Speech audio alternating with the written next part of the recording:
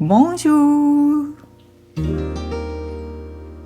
ル。このチャンネルをご覧くださいましてどうもありがとうございます。今回の動画、前半では私のお気に入りのセレクトショップの期間限定の展示を、そして後半では隠れた宝石のようなレストランをご紹介します。どうぞのんびりとお楽しみください。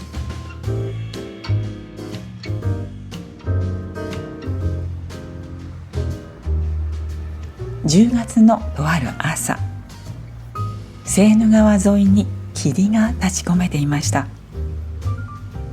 秋のパリはこんな風に霧が立つことがしばしばあります。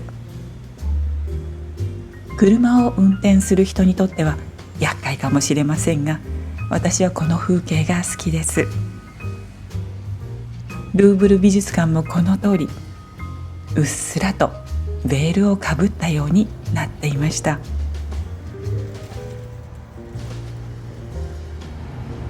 芸術橋も霧の中です。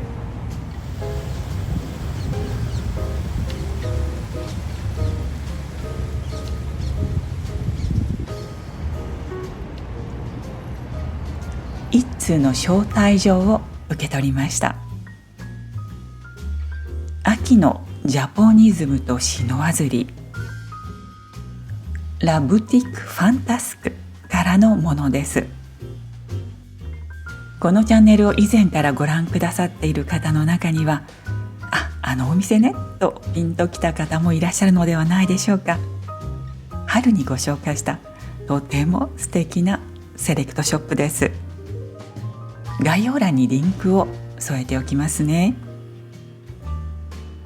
とびきりセンスの良いパリらしいお店、そのお店がジャポニズムとシノワズリというテーマでどんな商品を展開するのか興味津々です。ブティックのショーウィンドウはこんな風に様変わりしていました。コンセプトは10月限定、もう終わってしまったのですが、とても素敵だったのでぜひご紹介しておきたいと思いました。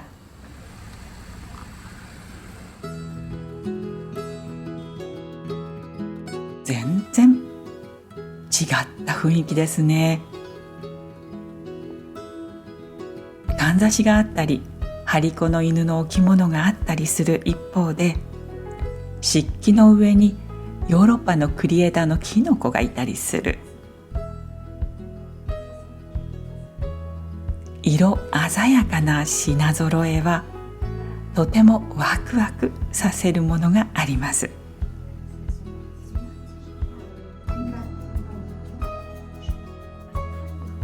実用も兼ねたポシェットもとても素敵ですね。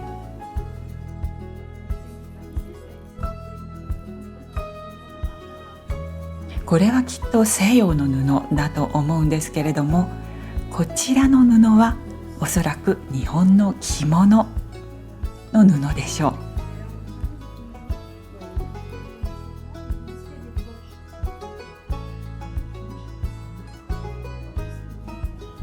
扇は私たち日本人にとってはとても馴染み深いものですが、これはかなり豪華で刺繍が施されています。店主のエリザベットさんによると、ナポレオン3世時代のフランスで作られたものだそうです。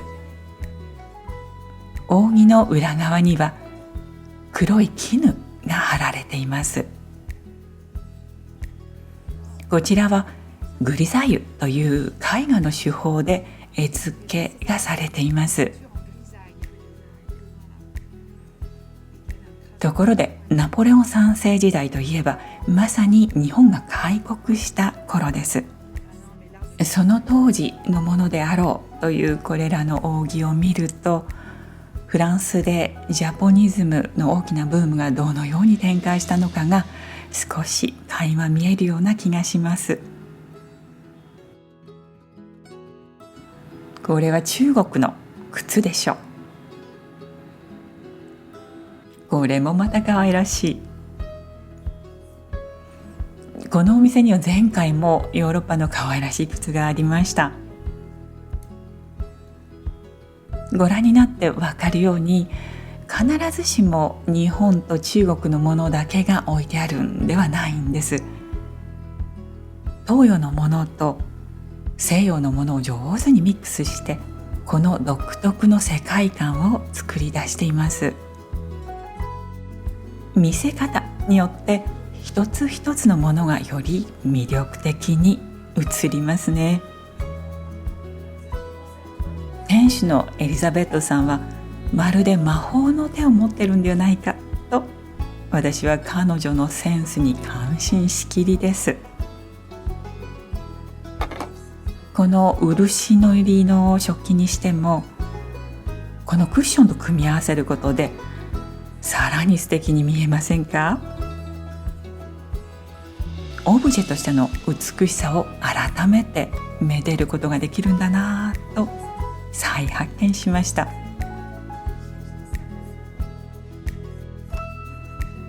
こういう何気ない小さいものの可愛らしさ、独特ですよね。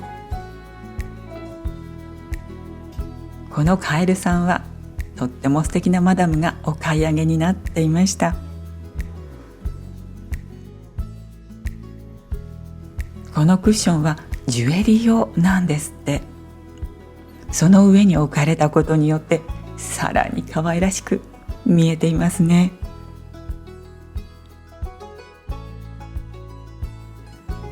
このノートは和紙のようなテクスチャーですね。リサイクルコットンが材料になっているんですって。これは私たち日本人にはやはり馴染みのある色紙掛け。でもこんな風に使われるとちょっとおしゃれじゃないですか？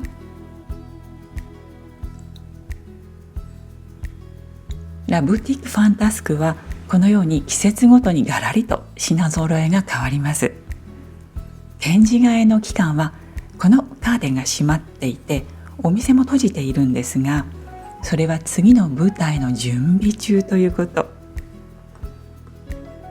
次はクリスマスシーズンの幕が開くはずですから、その時にはまたシェアさせていただきますね。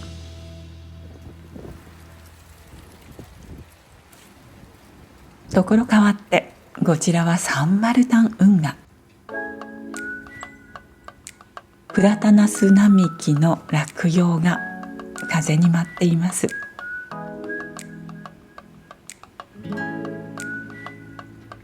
この運河から三類病院の方に向かう界隈にとても魅力的なレストランを発見しました。レストランの名前はエルザス。アルザス地方の言葉でご当地の名前をそのように呼ぶそうです。2023年秋にオープンしたレストランといいますから、今ちょうど1年が経ったところ。そしてこの秋からはシェフが変わってさらにパワーアップしたと聞いています。店内がとても広々としています。ここはプライベートコーナーになるんでしょうか。面白い作りですね。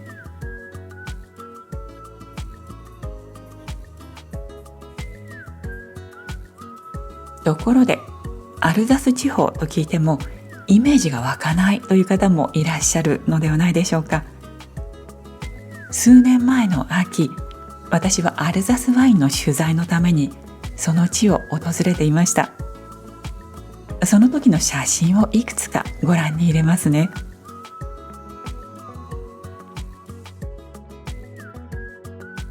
メルヘンチップと言いたいような風景でしょう。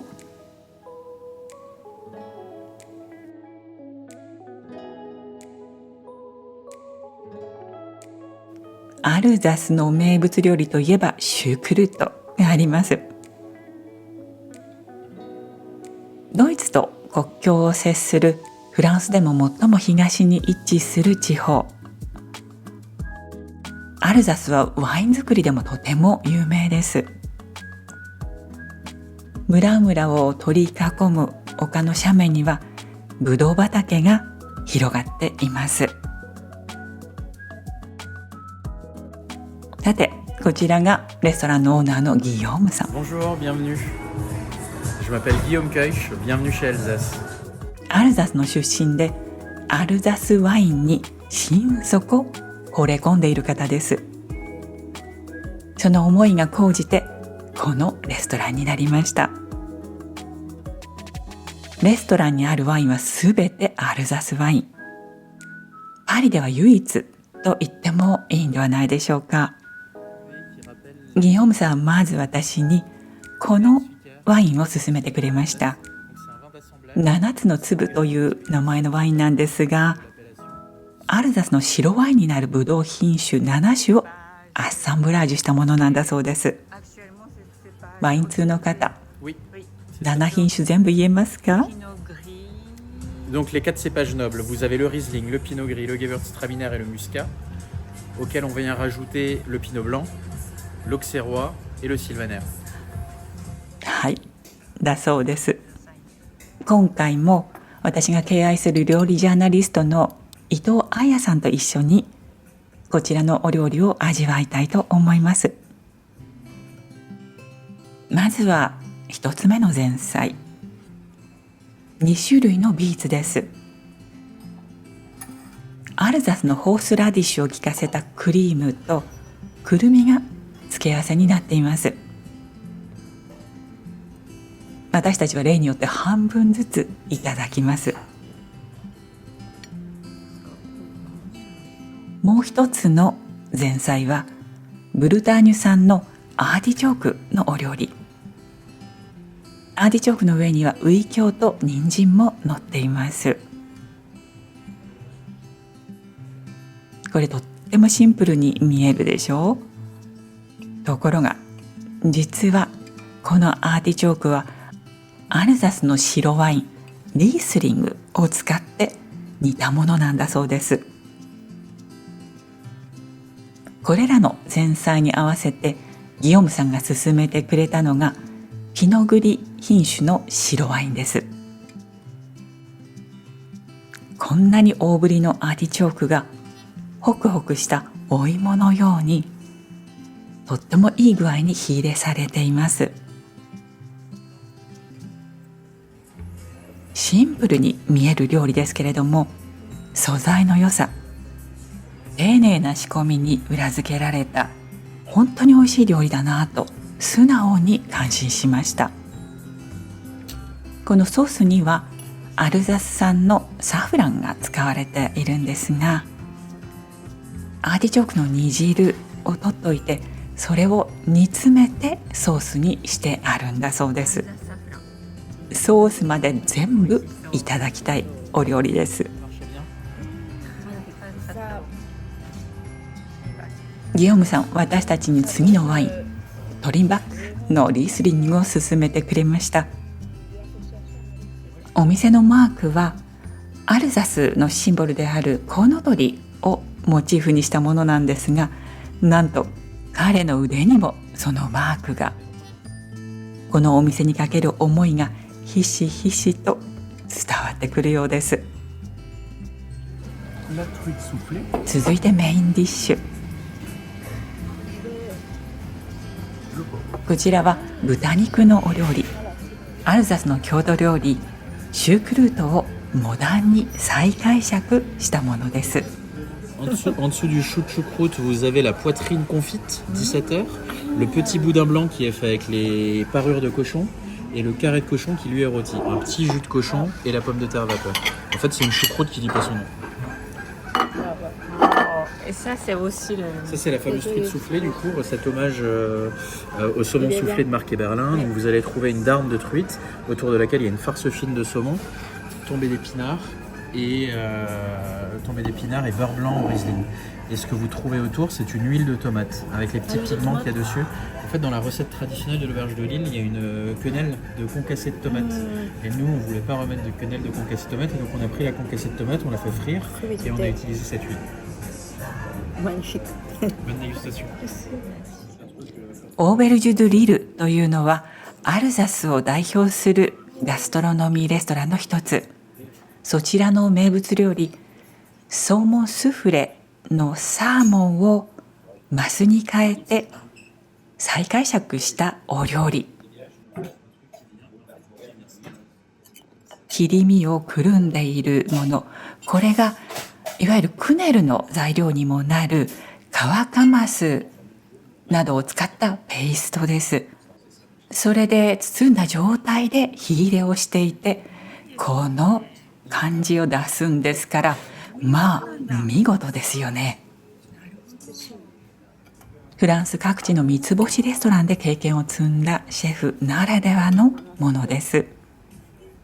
こちらがそのシェフです。Mike Papafilis. Je suis d'origine grecque. Mais ça fait longtemps que je vis en France. ギリシャのご出身ですが、フランスでの料理人としてのキャリアがすでにとても長いです。ヤニック・アレノシェフ時代のル・ムーリス、エリック・フレッションシェフ時代のオテル・ブリストル、さらにトゥール・ダルジャンと聞けば、なるほど、平星のごとくと言ってもいいフランスを代表するレストランで経験を積まれてきたんだなということがよくわかりますね。La puissance du fromage. On est sur un Gewürztraminer Sélection du domaine Meulinière. On revient à Wettelsheim, comme les deux premiers. ゲヴィルストラミネールで、私結構好きなワインなんですけれども、それと一緒にアルザスならではのチーズマンステールを味わいたいと思いました。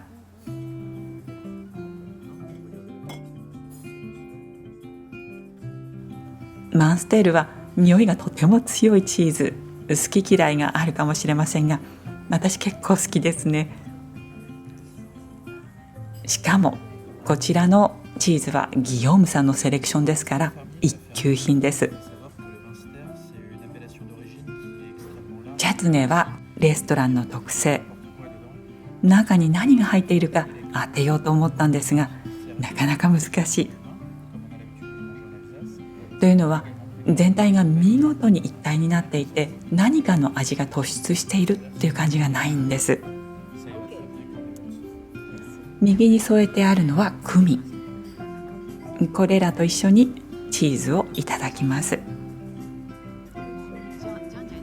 このチャツネ、後でシェフに何が入っていたのか聞いてみましたら、青りんご、パイナップル、梨、レモンとオレンジの皮、アプリコット、イチジク、ブドウ、生姜、そしてシナモンと4種類のスパイスも入っていたそうです。Spéculoos et une petite huile de noisette. デザートなしにディナーを終わることはできませんね。これはイチジクの赤ワインにクワの実のソースが添えてあります。アイスクリームはスペキュロスというシナモン風味のビスケットのアイスクリームで、さらにヘーゼルナッツのオイルが隠し味になったデザートです。しかもそのオイルは昔ながらの方法でオイルを生産するアソシエーションがアルザスにあるそうで、そこのメンバーであるギヨームさんのお母さんが作ったものだというではありませんか。これがそのオイル、とっても貴重なものですよね。パンデピスももちろんレストランの特製です。つやつやしているのはシロップを含ませているからなんだそうです。すべてのこちらのお料理、アルザスワインと合わせることを意識して作ってありますが、その最後のスイーツにまでそのコンセプトが行き届いていました。